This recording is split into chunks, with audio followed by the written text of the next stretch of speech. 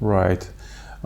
Actually, since teenage, I was very much interested in brain, how it functions, in consciousness, and things like that.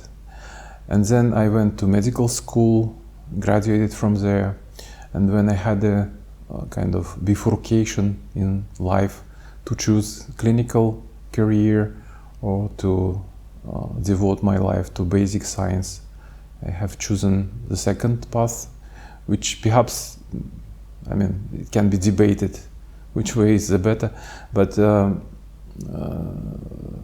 is no conditional time in the past.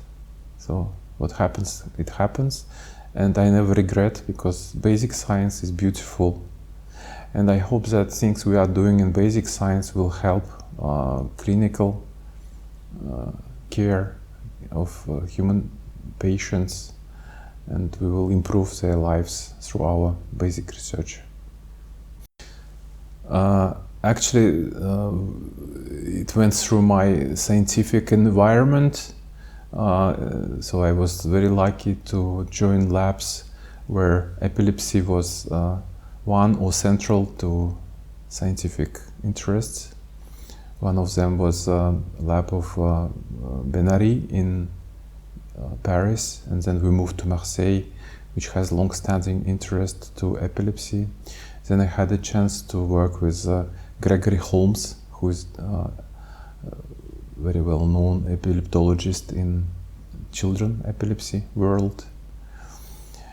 And so it came to me through collaborations, through environment, through people, Olivier Dulac in Paris, and people like neurophysiologists, Anna Kaminska at Necker Hospital in Paris.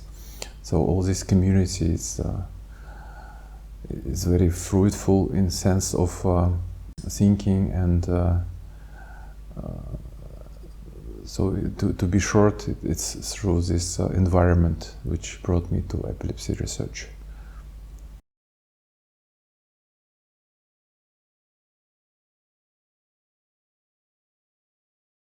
I must say that as I'm a little bit far away from real clinical world, so I'm sitting in my little lab studying epilepsy in rat models, so I know relatively little about progress in clinics.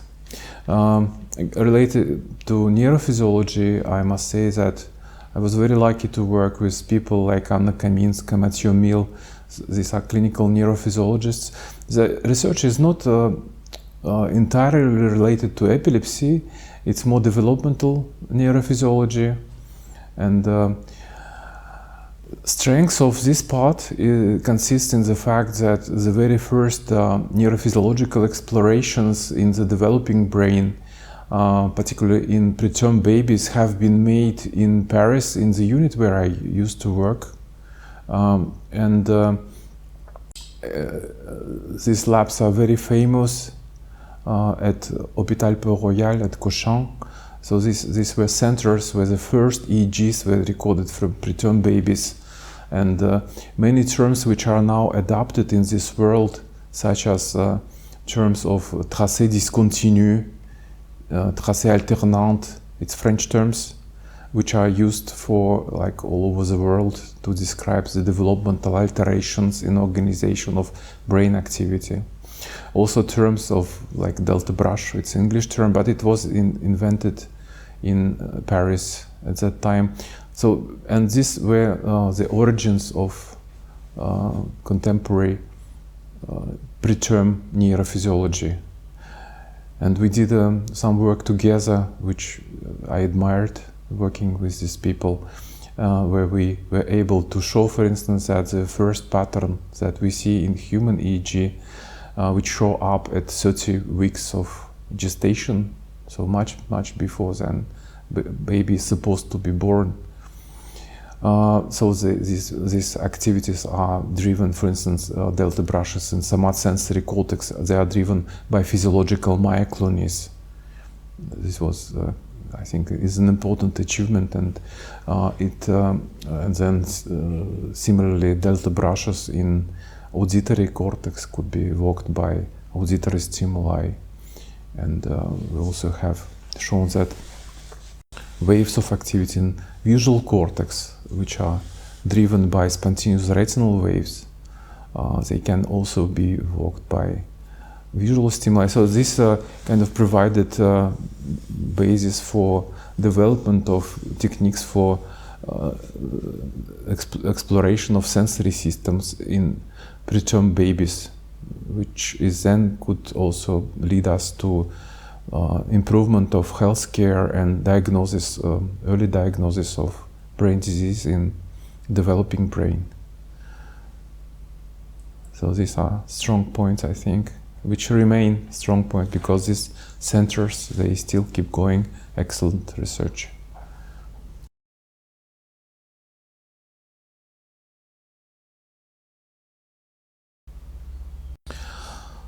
First of all, I think what is really important is that spreading the polarizations to many of clinicians, they are kind of skeptic about this phenomenon. And I don't know if you say in person how many clinicians do believe or even heard about spreading the polarizations. I would maybe say that vast majority of clinicians ignore this phenomenon. But it is really central for pathophysiology of several diseases. Number one, best examined example is migraine with aura, where spreading the polarization constitutes neurophysiological basis for aura. Second case is ischemia. It's a case where ischemic brain produces spreading the polarizations. And it's not only a kind of manifestation of injury, they spreading the polarizations play active role in pathophysiology of damage, because each spreading the polarization is very much metabologically costing event, and it kind of explodes the metabolic reserves, and if tissue is compromised in blood supply, this very much jeopardizes the case and increases the size of ischemic damage. That's why I think it's very important. Sometimes you may say, okay, insult occurred and spreading the polarizations will happen, and what we can do? Can we, for instance, block them, and this will ameliorate the case, reduce the size of injury? This is exactly what happens. That like now there are several trials where people, clinicians over the world, try to see how blocking SDs may ameliorate the output from. And in Germany, the leading center in this field is Charité in Berlin, headed by Jens Dreyer and his team. So they do a lot of work in this direction, and they clearly show that cases of delayed ischemic injury associated with spreading the polarizations are really significant for strong injury to the brain. And then there are several trials all over the world where people try to block SDs using different pharmacological agents, and there are preliminary results showing that indeed by blocking SDs may significantly reduce ischemic injury. Regarding epilepsy, it's less clear, I would say, these days, because themselves spreading the polarizations are believed to be not harmful. So they are associated with the aura of migraine, and perhaps they may be involved into pathogenesis of pain of migraine itself. But otherwise, people who study consequences of spreading the polarizations in healthy brain, they conclude that injury, even if it occurs, it's not major, despite of the fact that neurons lose their membrane potential for 1 minute, and you have kilograms of glutamate which is released, and but it's potentially a very harmful event actually, and surprisingly it does not cause that prominent damage to the brain. On the other hand, and then epileptic brain is not strictly metabolically deprived. Yes.